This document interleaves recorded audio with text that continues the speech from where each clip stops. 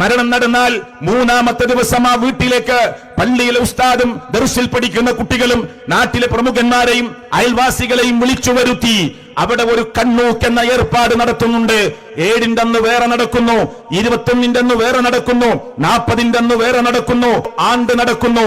ഇങ്ങനെ മരണ വീട്ടിലേക്ക് ആളെ ക്ഷണിച്ചു വരുത്തി ഈ മരണവുമായി ബന്ധപ്പെട്ടൊരു ഭക്ഷണമുണ്ടാക്കി ജനങ്ങൾ അതിനുവേണ്ടി ഒരുമിച്ചു കൂട്ടി അത് വിതരണം ചെയ്യുന്നതിനെ കുറിച്ച് ഖുർആന് കൊണ്ട് തെളിയിക്കാൻ കഴിയില്ല.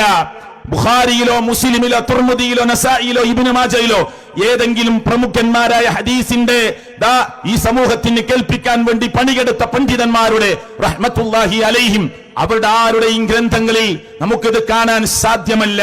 ഫലം യുൻകൽ ഫീഹി ശൈഉൻ ഫഹുവ ബിദ്അ, അത് ബിദ്അത്താണ്. മരിച്ച ആളുകൾക്ക് വേണ്ടി ഭക്ഷണം വിതരണം ചെയ്യുന്ന പതിവ്, ഇത് പറ്റുമോ, ഈ അരി വാങ്ങാൻ പറ്റുമോ, ഇത് കഴിക്കാൻ പറ്റുമോ എന്നൊക്കെ ധാരാളം ആളുകൾ ചോദിക്കാറുണ്ട്.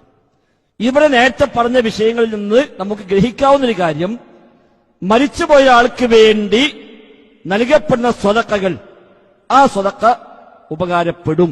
നേരത്തെ പറഞ്ഞ സഅദ് റളിയല്ലാഹുവിന്റെ വിഷയവും അതേപോലെ ഒട്ടനവധി ഹദീസുകളും കാണാം സമാനമായിട്ട്. എന്റെ ഉമ്മ പെട്ടെന്ന് മരിച്ചുപോയി എന്ന് പറയുന്ന സ്വഹാബി നബിയോടൊന്ന് ചോദിക്കുന്നുണ്ട്, എന്റെ ഉമ്മി ഉഫ്തുരിത്തത്, എന്റെ ഉമ്മ പെട്ടെന്ന് മരിച്ചുപോയി, ഞാൻ അവിടെ ഉണ്ടായിരുന്നില്ല.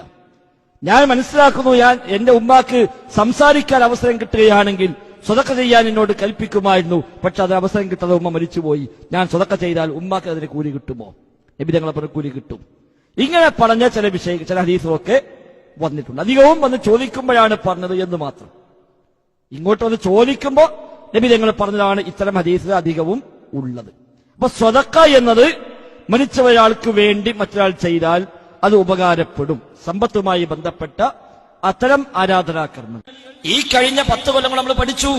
അപ്പൊ സ്വാഭാവികമായും പല ധാരണകളും തിരുത്തേണ്ടി വന്നു. നമ്മളെ പോരായ്മയാണ്, ദീനിന്റെ പോരായ്മയല്ല, പ്രമാണങ്ങളുടെ പോരായ്മയല്ല. പ്രമാണം മാറൂല, നമ്മൾ മനസ്സിലാക്കുന്നിടത്ത് മാറും.